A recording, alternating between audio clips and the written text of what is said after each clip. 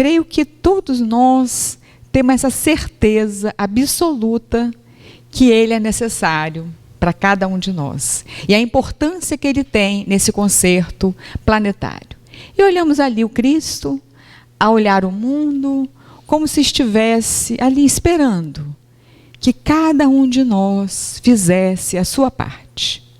Como se tivesse colocado no nosso roteiro as oportunidades de cada um de nós fazer o melhor. De cada um fazer um pouco mais.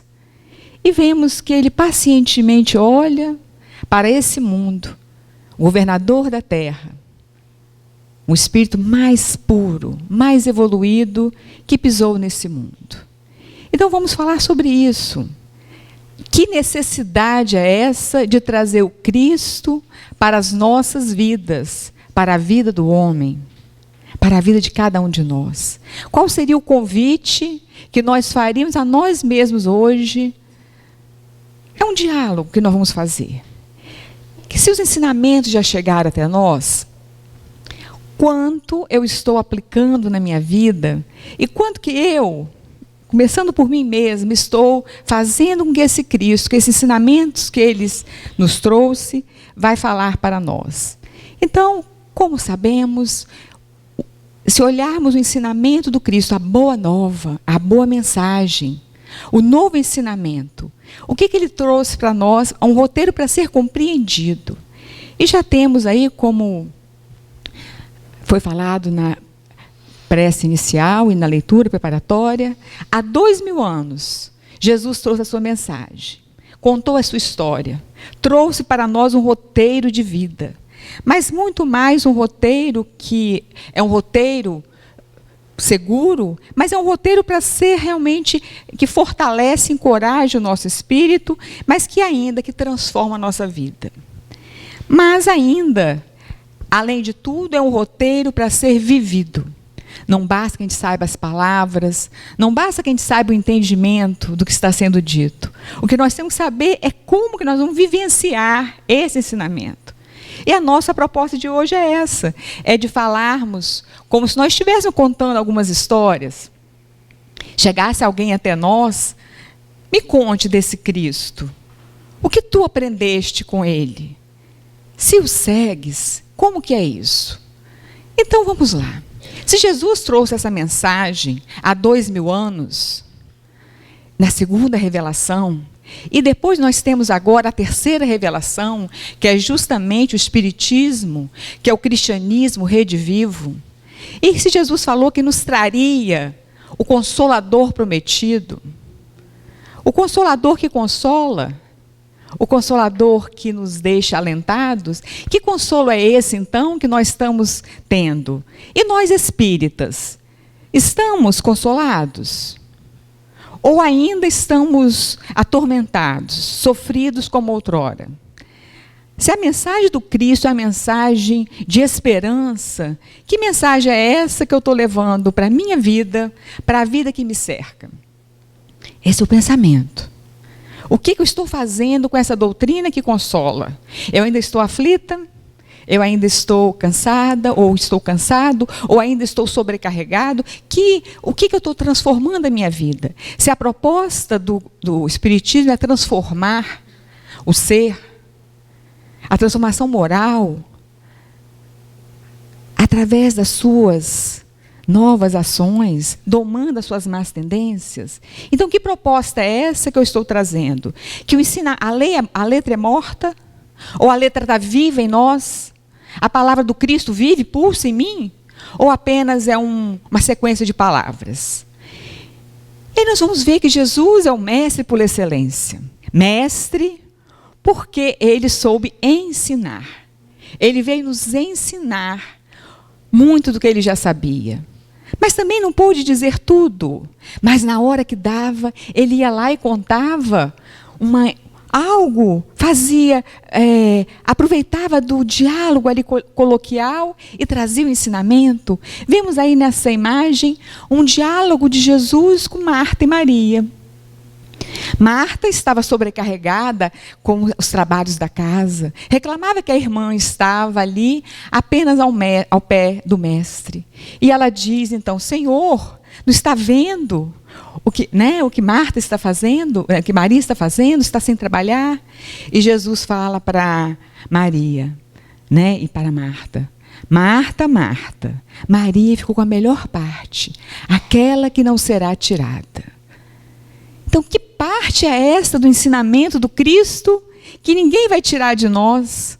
É esse ensinamento que transbordou dos seus lábios. É o ensinamento que ele estava falando ali, a cada momento para ela.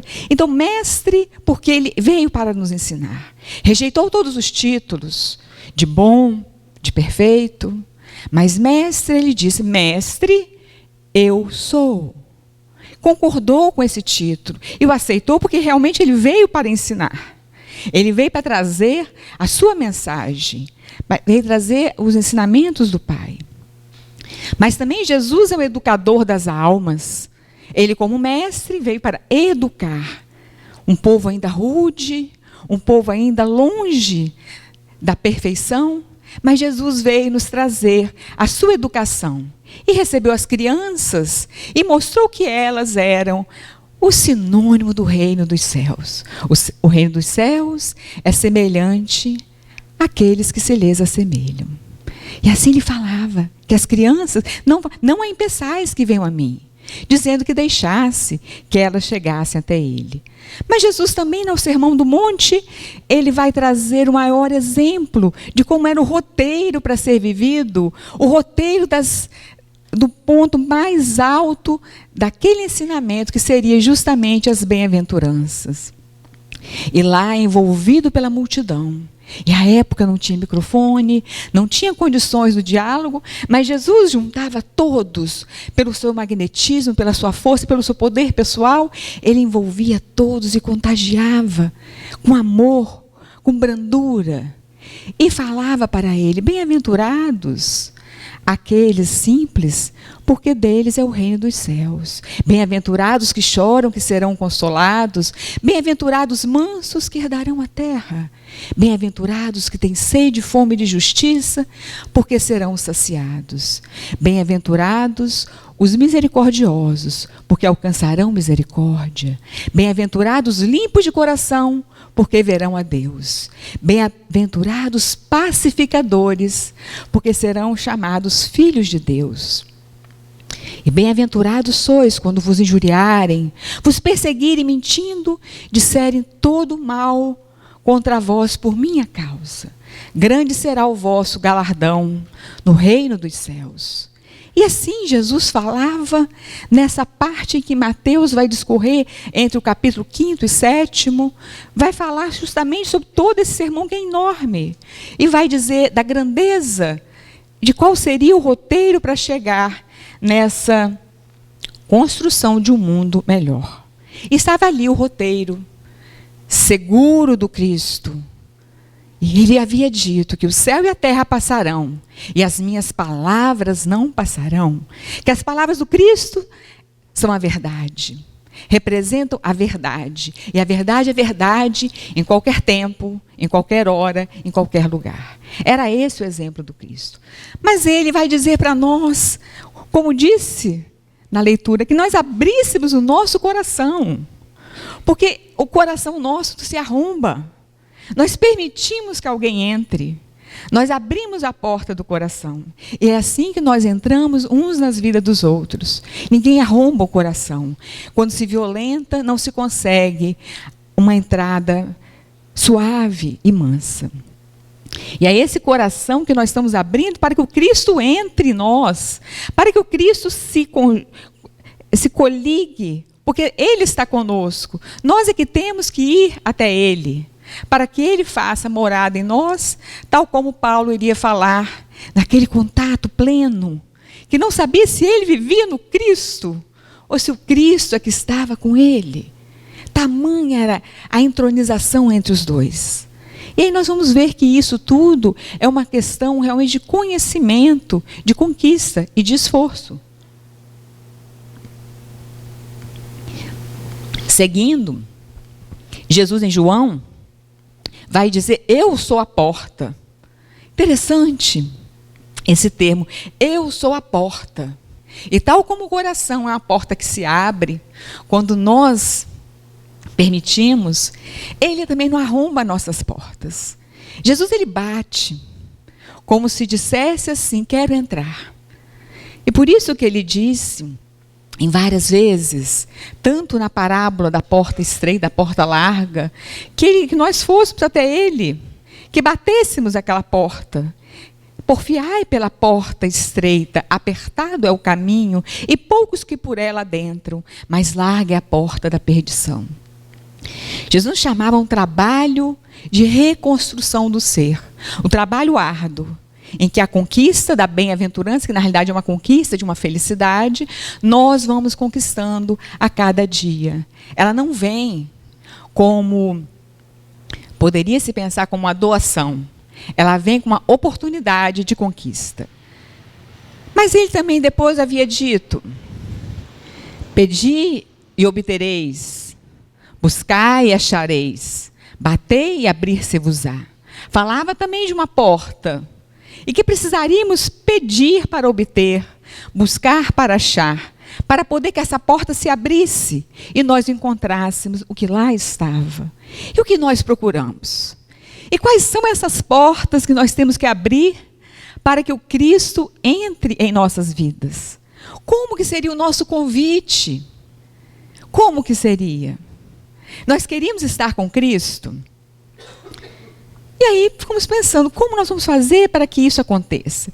E Jesus, então, veio nos trazer ensinamentos, trouxe as parábolas, que são verdades terrenas com significados celestiais. São comparações. E falava que o reino dos céus era semelhante ao joio e o trigo, e que o trigo havia sido plantado e na noite o homem mau jogou o joio no meio do trigo. Mas tinha que se esperar, então, que os dois crescessem, porque quando ainda jovens e tenros são iguais. E teria que esperar que desse seus frutos, que pelo fruto que se escolhesse, para separar os bons e os maus. Depois também ele nos fala do fermento. Que fermento seria o quê? Seria tudo aquilo que cresce, que multiplica, todas as potencialidades que nós temos inseridas em nós. Mas falava também aos pescadores das redes, dos peixes, mostrando que todos eles, que a linguagem era propícia e adequada para cada grupo. Para a mulher falaria do fermento, para o agricultor falaria da semente, e para o pescador falaria das redes e dos peixes. Mas para o comerciante ele ia falar de tesouros, ele ia falar de dinheiro, questões que fossem tocar no imo da sua alma, para que ele então despertasse. Mas também para aqueles que estavam a cultivar os seus terrenos e as suas áreas, ele falaria da parábola do semeador, que um homem saiu a semear, ou seja, aquele que semeia saiu a semear. E começou a plantar as sementes em várias terras, em vários terrenos, tal como esses terrenos se assemelham aos nossos corações. Ou seja, a semente é sempre a mesma, é sempre boa. O nosso coração, ou o nosso eu, que ainda não deixa que essa semente se transforme em frutos. E às vezes quando dão os frutos, são frutos ainda imaturos, frutos sem muito brilho, sem muito sabor. É essa transformação que nós temos agora que buscar. Mas as parábolas são muitas, e todas elas adequadas ao diálogo daquele dia, daquele momento. E nós sabemos todas elas. Mas como aplicar isso na nossa vida? Como trazer essa ideia da semeadura? Como eu vou levar o ensinamento que eu tenho adiante? Como que eu vou fazer frutificar o que eu sei no outro? Que fermento é esse que eu vou usar na minha vida para transformar outros que estão comigo? E como que eu vou incentivar que o outro pesque, que se torne pescador de homens, que vá buscar essas coisas? Como que a gente faria isso? É um chamado que a gente recebe. Mas Jesus vem nos trazer o amor. O amor, que é o sentimento por excelência, o maior de todos os sentimentos. E se fôssemos trocar todas as palavras do Cristo, todo o seu ensinamento, em um único verbo, o verbo seria amar. Todo o ensinamento do Cristo se resume na questão do amor. Amar ao próximo como a ti mesmo. Amai-vos uns aos outros. Amai ao outro como eu vos amei. Amai-vos. Amai os vossos inimigos. Olha só a gradação desse amor. Amarás o Senhor teu Deus de todo o teu coração, de toda a tua alma, de todo o teu conhecimento. Este é o maior de todos os mandamentos. Jesus falou de amor o tempo inteiro. As palavras dele foram de amor, de perdão, de envolvimento, de entendimento. É esse sentimento que ele veio nos trazer e fazer brotar dentro de nós. Essa questão de que nós nos amássemos como ele nos amou.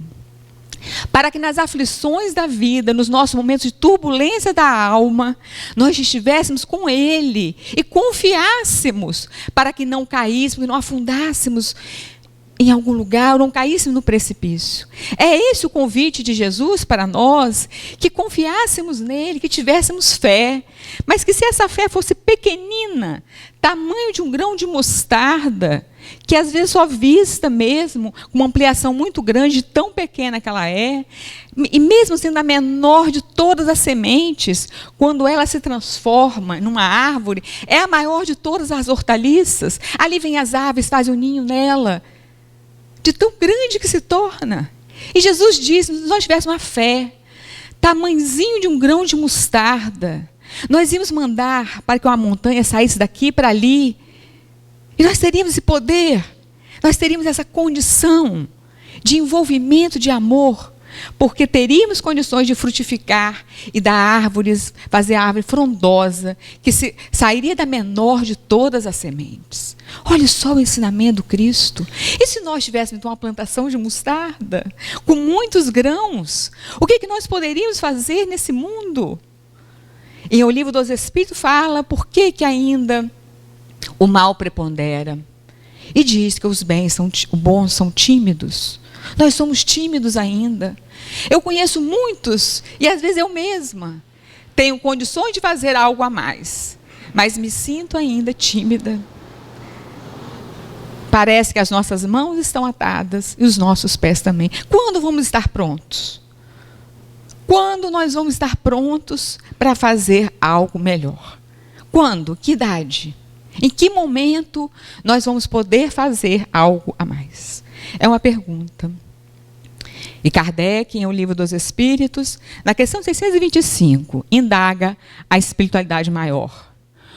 Qual o tipo mais perfeito que Deus tem oferecido ao homem para lhe servir de guia e modelo? Não é um tipo qualquer, é o mais perfeito. E que Deus ofereceu.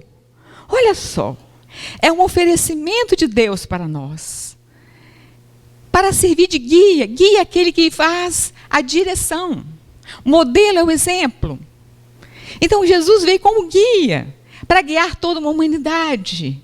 Veio trazer seu ensinamento, a sua boa nova. E daí veio o engaliou, que é o Evangelho. A boa nova, a boa notícia. E se a notícia é boa, porque ela é boa mesmo. Estava trazendo uma nova mensagem. E que os nossos ouvidos ainda, até hoje, estão abafados, os nossos olhos estão embotados, e o nosso coração ainda está empedernido para muitos dos ensinamentos do Cristo. Eles chegam até nós, mas nós somos tal como aquela semente que caiu na terra, dura, e às vezes a palavra não entra. Ou então a semente que caiu ali no meio das rochas, e nem brota direito, já o sol vem e seca, ou aquele que caiu no meio dos espinheiros que cresce, mas na primeira adversidade desiste. Nós estamos assim ainda. O nosso momento em geral é similar a esse tipo de terreno que ainda por hora não está dando bons frutos. Mas a resposta vocês já conhecem. Essa questão é uma das mais faladas na casa espírita, porque Jesus é a base do espiritismo. É Ele o condutor das almas. E muitas vezes nós ouvimos lá fora dizer que nós não seríamos uma religião, nós não teríamos um Cristo, nem um Deus. Então, às vezes, a pessoa não entende que o Espiritismo é Jesus. É Jesus a todo tempo. É o que o Dr. Bezerra de Menezes falou, que o Espiritismo é o cristianismo redivivo. É aquele que nos traz Jesus de volta, ressurreto e descrucificado. Jesus fora da cruz. Jesus livre. Jesus amor. Jesus luz. Luz pura, que nos encanta, que nos envolve. É Ele o nosso guia. É Ele o nosso modelo. O modelo de humildade. O modelo de caridade em qualquer momento. E foi assim, então, que nós vamos agora fazer um convite. Que tal nós chamássemos Jesus para o nosso lar? Venha, Jesus. Venha conosco. Venha comigo, vem contigo. Vem para a minha casa. Venha sentar à mesa comigo.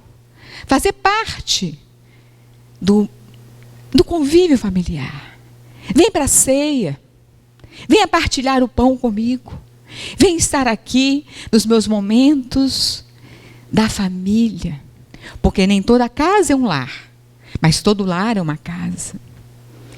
Que esse lar esteiado e sustentado pela luz do Cristo, ele possa realmente resistir aos vendavais, às dificuldades. É nesse lar onde fazemos então o Evangelho, onde trazemos a palavra do Cristo para dentro de casa. É ali que fica o exemplo. Porque mais do que a palavra, é o ensinamento que fica. É esse ensinamento que nos faz realmente melhores. E que tal chamarmos Jesus para o nosso trabalho? Porque o Jesus não fica só aqui na casa espírita. Ele não está só aqui no templo. Claro que ele está aqui. Mas ele vai estar em qualquer lugar conosco. Então, se nós chamássemos ele para o trabalho, ali no meio dos seus discípulos, nesse colégio apostolar, estava ele trabalhando. Era um trabalho de equipe. Era um trabalho de... seriam os seus futuros divulgadores da sua mensagem. Era ali. Então, no nosso trabalho também podemos levar Jesus. Jesus na atualidade.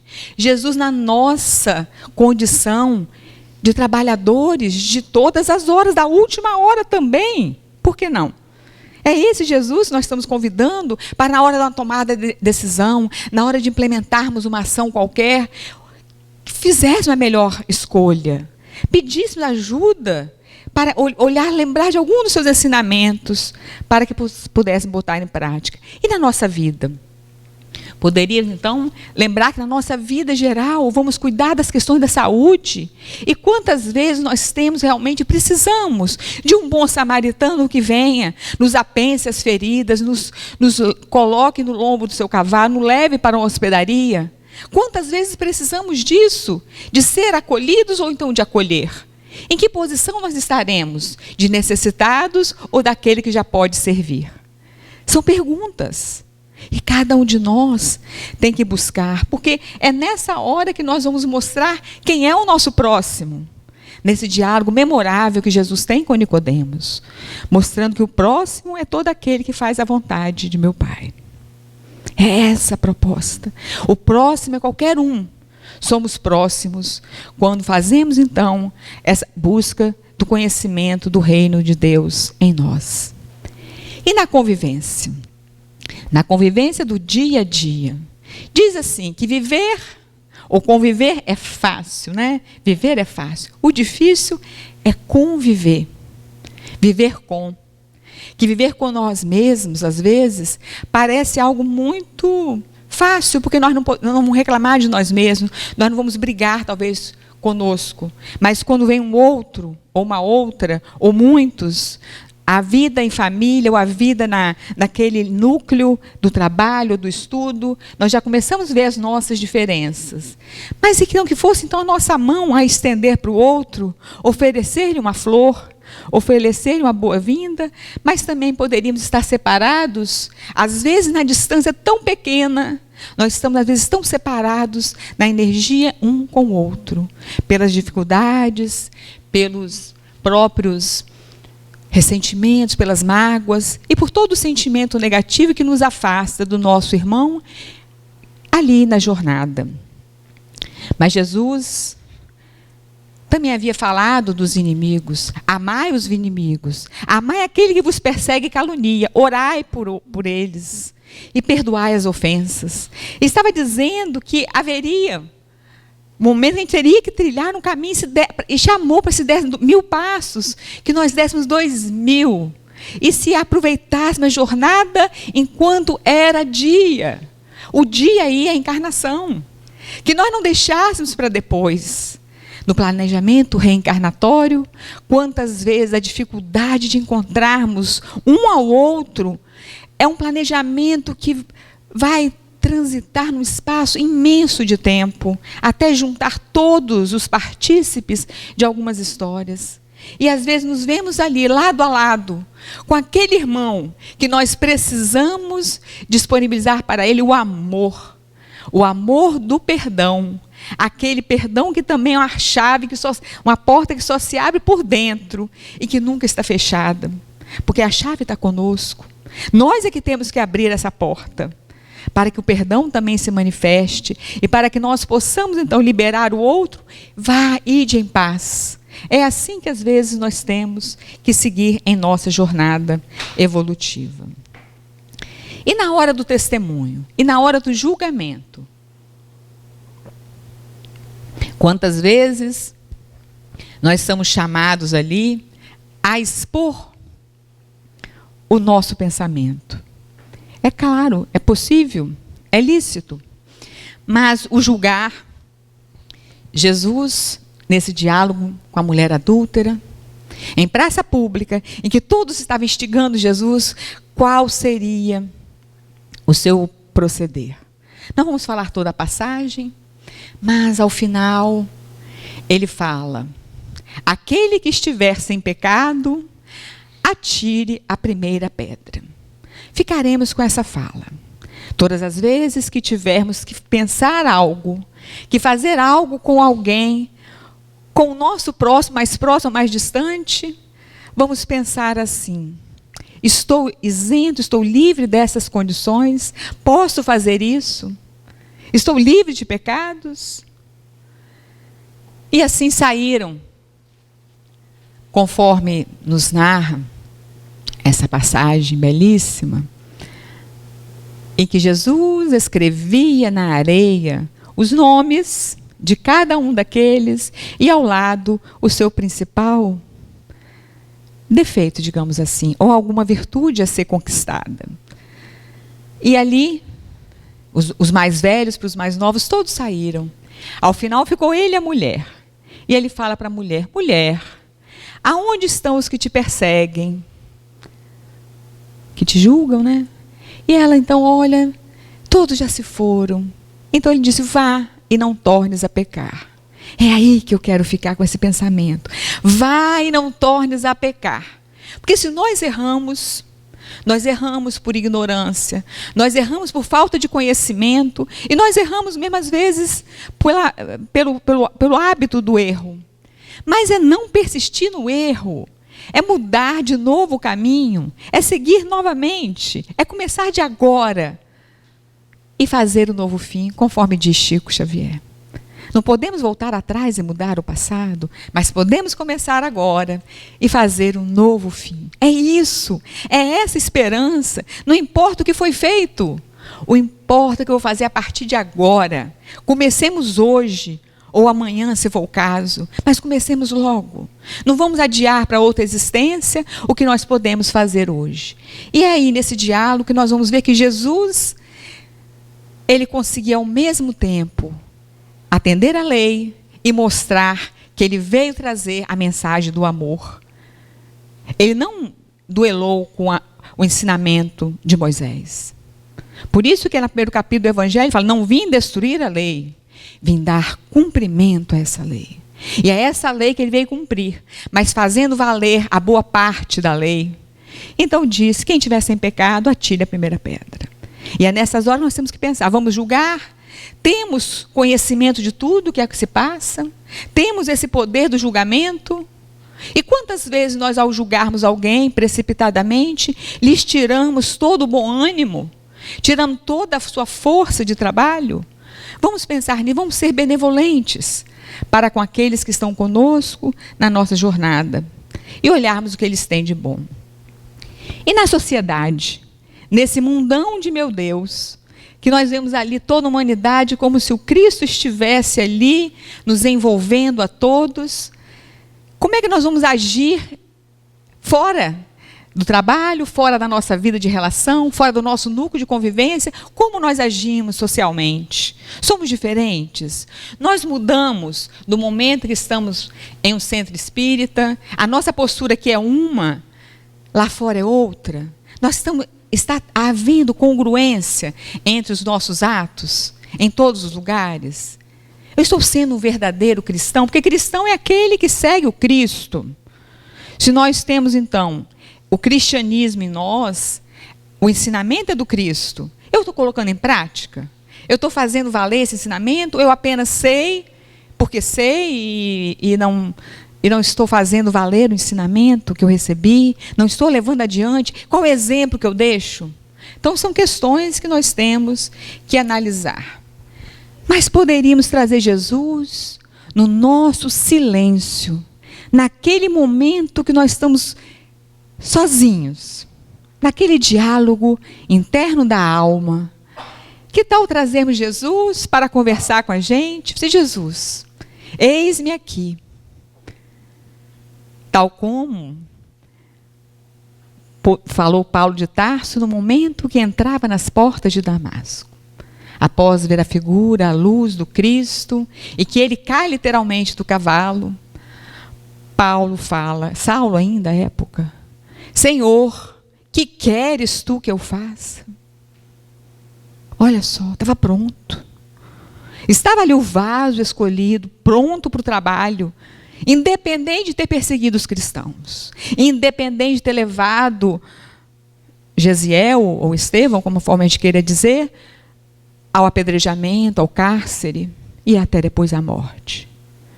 Quantos? Ele ali, o doutor da lei, conhecedor da lei, praticante, fiel à lei mosaica. Era fiel no seu ensinamento. Mas quando viu Cristo, viu que era muito maior, e seguiu o Cristo, deixou para trás tudo aquilo, e foi se preparar para o messianato, foi se preparar para as suas longas quartas viagens, as 4 longas viagens que Paulo fez. Saindo em todos os lugares, levando a boa nova, a boa mensagem. Mas teve que se preparar para isso, como nós também temos que nos preparar. E no diálogo, como seria o nosso diálogo com alguém, com Cristo presente? Como nós convidaríamos o Cristo para o nosso diálogo coloquial? Traríamos Cristo para ouvir qualquer conversa nossa? Teríamos condições de convidá-lo a qualquer momento para que entrasse em nossa vida, nossa casa? Talvez às vezes ficassem envergonhados de convidá-lo em alguns momentos da nossa intemperança, da nossa agressividade, da nossa selvageria ou da nossa raiva.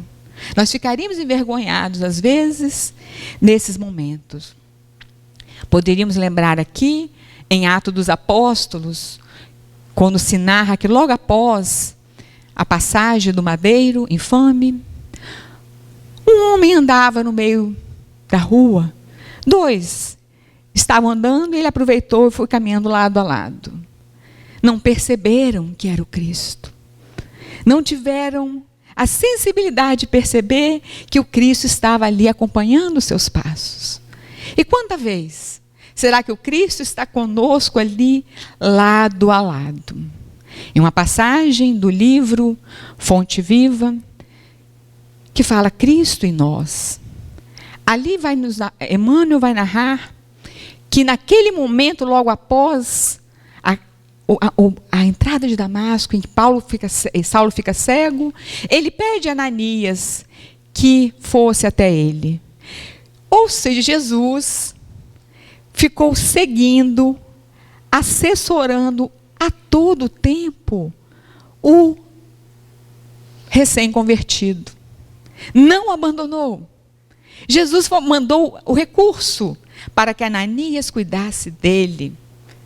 Olha só, o carinho, o zelo do Cristo por nós não deixou que ele ficasse só. Foi acompanhando passo a passo. E nos momentos de dúvida, nas nossas vidas? Quando nós fôssemos ali encontrar uma estrada e ela se bifurcasse em 2, 3, 10, o que eu faço? O que eu faço nessa hora? E aí nós perguntaríamos assim, como agiria Jesus? Como faria ele nesse momento?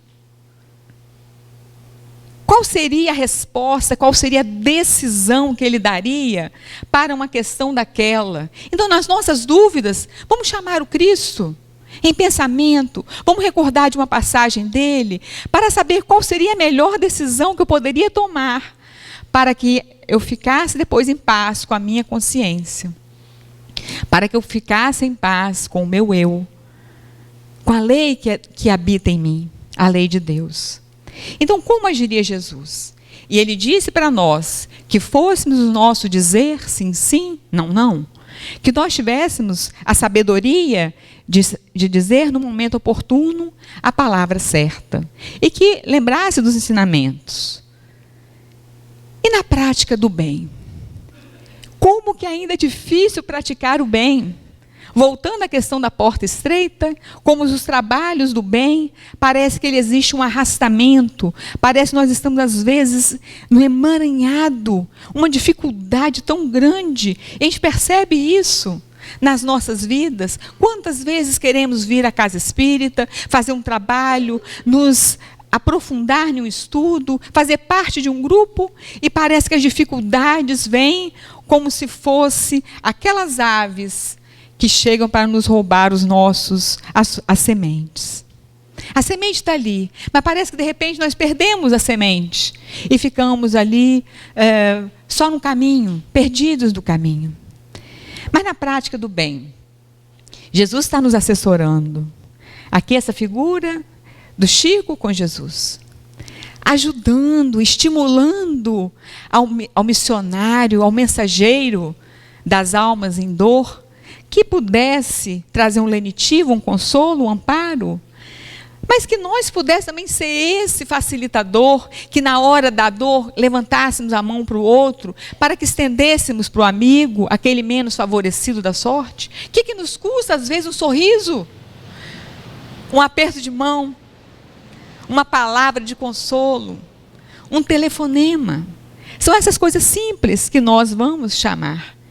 E na hora da prática, da caridade, de repartir o pão, de levar um alento, um alimento, de apensar mais uma vez as dores, as feridas, de cuidar dos enfermos, dos aflitos, o que nos impede ainda de fazer um pouco mais? Ora, ainda fala forte em nós o orgulho e o egoísmo. Parece que todas as vezes que nós vamos fazer algo maior, as nossas necessidades internas, as nossas necessidades pessoais, parece que elas gritam em nós e clamam por uma decisão particular.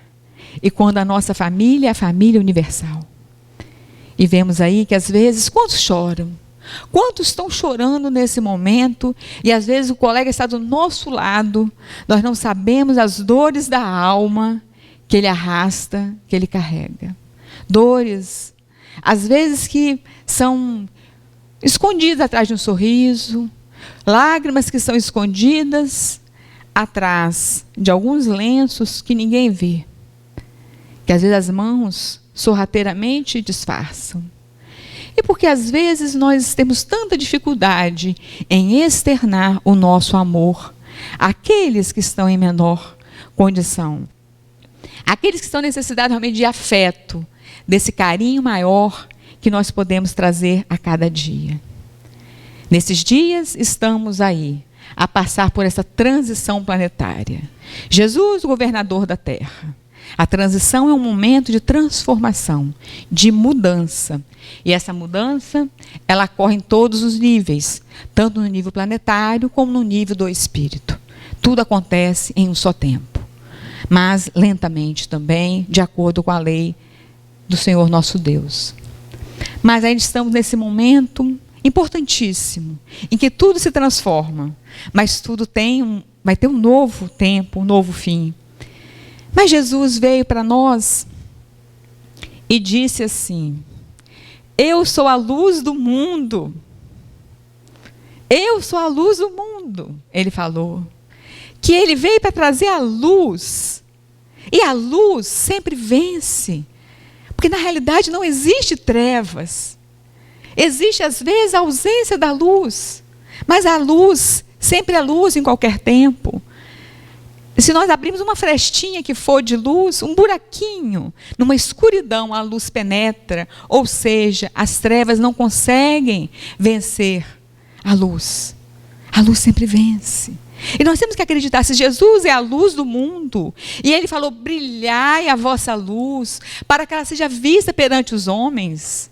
Nós ainda estamos repetindo, colocando a nossa candeia, colocando a nossa luz debaixo de uma mesa, debaixo de um alquê, ao invés de colocá-la no velador, porque todos nós já temos luz. Nós todos já temos luz, uma luz suficiente para educar um filho, a luz suficiente para levar um alento para o irmão, para mudarmos o mundo. Nós já temos isso. O pouco que nós já sabemos já é suficiente para nós transformarmos esse mundo. Mas falta a nossa vontade.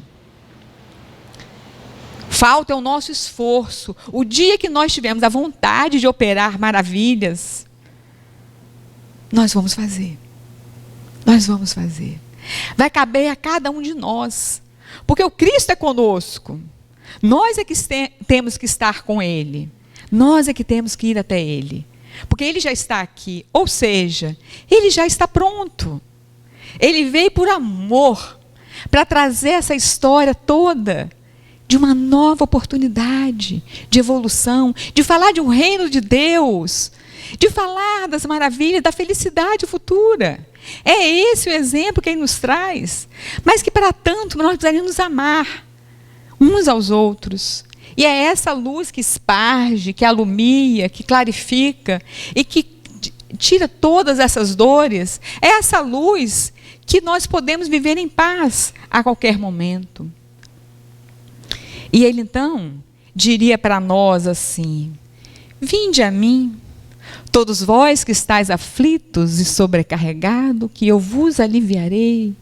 Aprendei de mim, que sou brando e humilde de coração, pois o meu jugo é suave e o meu fardo é leve. Aprendei de mim, vinde até a mim. É o convite que ele nos faz. Porque ele já está conosco. E Jesus havia dito em outra oportunidade, dizendo assim, que se houvesse 2 ou mais unidos em meu nome, eu aí estarei. E é nessa hora que a gente percebe, nossa, então ele está aqui conosco? Porque nós sempre somos 2. Somos nós e o nosso anjo da guarda, no mínimo. Percebem? Então Jesus sempre está conosco, em qualquer momento. Então, vinde a mim, que nós dessemos o próximo passo, o primeiro ou o segundo, não importasse quantos fossem, mas que fôssemos até a Ele, para que o encontrássemos. E quando o encontrássemos, realmente o seguíssemos. Porque não adianta nós encontrarmos o ensinamento dele, todo esse tesouro que está escondido, e nós deixarmos ainda a nossa mente embotada, o nosso coração empedernido, e os nossos ouvidos ainda abafados por tudo isso. Mas ele diz mais. Diz assim, eu sou o caminho, a verdade e a vida. Ninguém vai ao Pai senão por mim. É a porta. É a porta que está ali atrás dele. Porque ele é o caminho que vai nos mostrar o roteiro. Está nos trilhando ali passo a passo como seria o nosso caminhar para ir até ele. Numas falas do Chico, Chico fala que Jesus não nos chama a grandes sacrifícios. Não nos pede para que escalássemos o Everest, mas que nos amássemos uns aos outros. Os sacrifícios são pequenos, os esforços são pequenos. Por isso que nós temos que fazer o esforço a cada dia, para que Ele nos transforme. E é o nosso livre-arbítrio que vai justamente oportunizar as melhores escolhas. Vai depender de cada um de nós. Mas diz que é a verdade. Ora, a verdade é aquela que é verdade em qualquer tempo. A verdade são os ensinamentos que ele nos traz, que são imperecíveis. E diz mais: o céu e a terra passarão, e as minhas palavras não passarão. Porque estava ali a verdade. Mas a vida, vinde a mim, porque todos tendes vida, né? Vim para que todos tivessem vida, para que todos tivessem vida em abundância. É essa vida plena, é essa vida de felicidade, essa vida que a gente fala que é a vida eterna, do espírito imortal, desse espírito que vai viver sucessivas existências, até que se aprimore, até que se aperfeiçoe. E se aperfeiçoando, se aproxima cada vez mais do Cristo, vai se cristificando, vai se cristianizando, à medida que nós deixamos que o Cristo habite em nós. Cristo e nós e o Cristo. Como estamos nessa caminhada? Como estamos neste caminho? Mas Jesus é o bom pastor. E ele disse, certa feita, que se ele tivesse ali no seu rebanho 100 ovelhas, uma delas se perdesse, ele deixaria as 99 no redil, colocaria no seu braço, no seu regaço, ia ao encontro da ovelhinha perdida e iria ampará-la. Iria trazê-la de volta. Deixaria as 99 lá, porque já estavam, digamos, em paz. Mas iria buscar a ovelha que estava perdida, a ovelha que estava desgarrada do rebanho. E quantas vezes nós somos essa ovelha perdida? Quantas vezes nos perdemos pelos caminhos e o Cristo vai lá e nos coloca no teu braço, nos traz de volta, para que encontrássemos ali com Ele o caminho certo. E agora, conforme vocês sabem, todos os dias aqui, antes das palestras, o Roberto ele nos oportuniza uma série de passagens com as músicas. E hoje eu quis fazer o inverso também, de deixar uma música para o final. Uma música em que vamos falar do Cristo. É uma mensagem que eu queria que vocês ouvissem com ouvidos de ouvir e que vissem com olhos de ver. O que se fala desse homem que veio para mudar o mundo, para dividir a era. Porque tudo é antes do Cristo e tudo é depois dele. Após o Cristo, ninguém ficou igual ao que era antes. Quando nós o encontramos, nós não somos mais os mesmos. O Cristo nos toca. E quando ele nos toca, nós despertamos.